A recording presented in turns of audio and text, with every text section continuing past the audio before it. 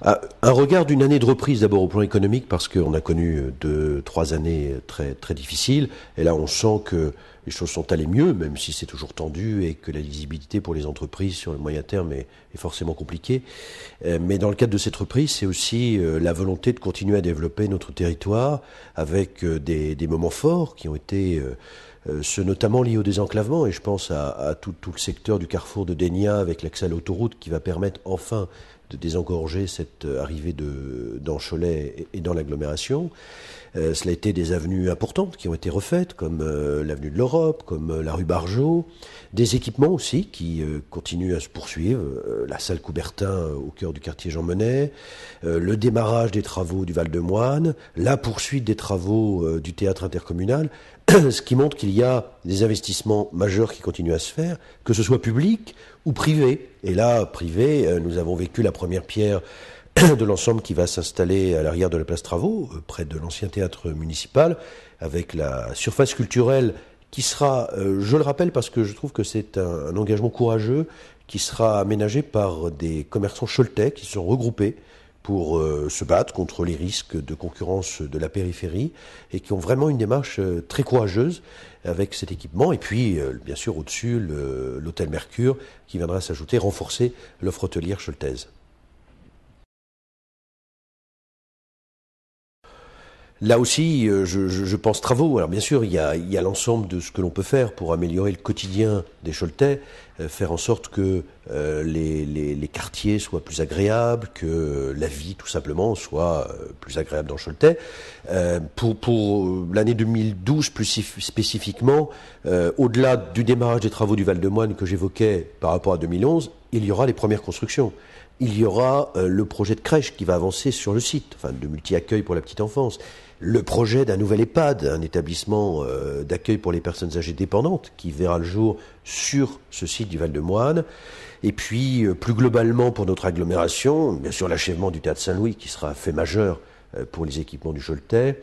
Et aussi toute l'organisation de la communauté d'agglomération. Alors, ce n'est pas un équipement, c'est moins visible pour nos concitoyens, mais rappelons que d'une manière globale, à partir de début 2012, nous aurons une mutualisation de nos services, c'est-à-dire une direction générale commune de la ville, de l'agglomération, un site commun de l'hôtel de ville et de l'hôtel d'agglomération, sur ce qui sera jusqu'au 31 décembre 2011, ce qui a été jusqu'au 31 décembre 2011 le site de l'hôtel de ville de Cholet et qui accueillera désormais l'hôtel d'agglomération, qui montre une vraie intégration entre nos deux collectivités pour être plus fort et aussi pour faire des économies de fonctionnement, il faut le dire, qui permettent de renforcer et de poursuivre parallèlement l'investissement.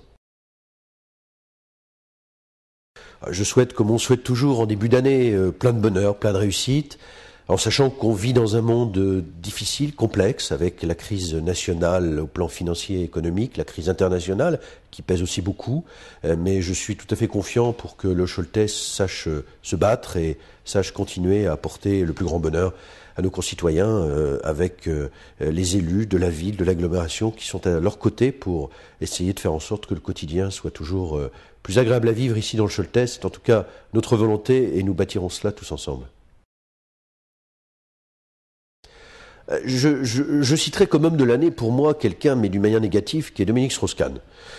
Parce que c'est quelqu'un qui avait devant lui un boulevard, ou au moins en tout cas un boulevard jusqu'à l'élection présidentielle. Les sondages sont ce qu'ils sont, donc je ne garantis pas qu'ils étaient bons et qu'ils lui auraient permis d'être président de la République. Et on a vu pour un événement finalement assez minable se retrouver cet avenir complètement bouleversé, écroulé. Et je trouve que pour la France, ça aurait été un moment majeur que ce samedi de mi-mai. Non, l'événement politique le plus marquant pour moi, alors on pourra trouver ça un peu curieux vu de mon camp politique, mais ça aurait été la primaire socialiste pour la politique française, parce que c'est vrai que ça a été un moment d'expression démocratique fort, un moment aussi d'expression médiatique très fort, et à mon avis surdimensionné, parce qu'il s'agissait seulement de l'organisation pour choisir un candidat dans un camp politique, c'est pas l'élection présidentielle. On a même cru les soirs de résultats du premier et du deuxième tour qu'on était quasiment à l'élection présidentielle. Non, c'était interne à un mouvement politique. Mais d'un autre côté, cela a permis de créer un vrai débat, un véritable échange, et peut-être de faire progresser les idées dans un camp politique, qui n'est pas le mien, mais c'est toujours intéressant à observer d'un point de vue démocratique. Je reviendrai à la première personne citée, c'est Dominique Strauss-Kahn, parce que personnellement, je n'étais pas convaincu qu'il était un candidat aussi bon qu'on le pensait. Et j'aurais voulu le voir en campagne électorale, j'aurais voulu constater comment il se comportait face au président sortant dans un débat politique très, très important, qui est celui de la présidentielle.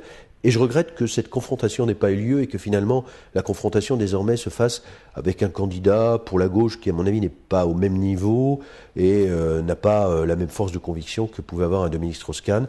Mais bon, ce sera un débat différent.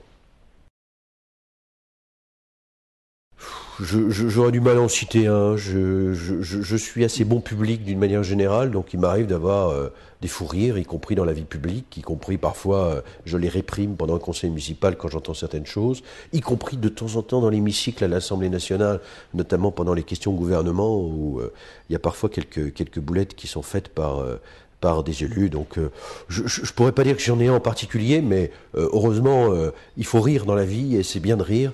Donc des fous rires, on en a fréquemment quand même, et c'est bien. Une très bonne année à vous. Merci, à vous aussi. Très bonne année 2012 à tous. Merci.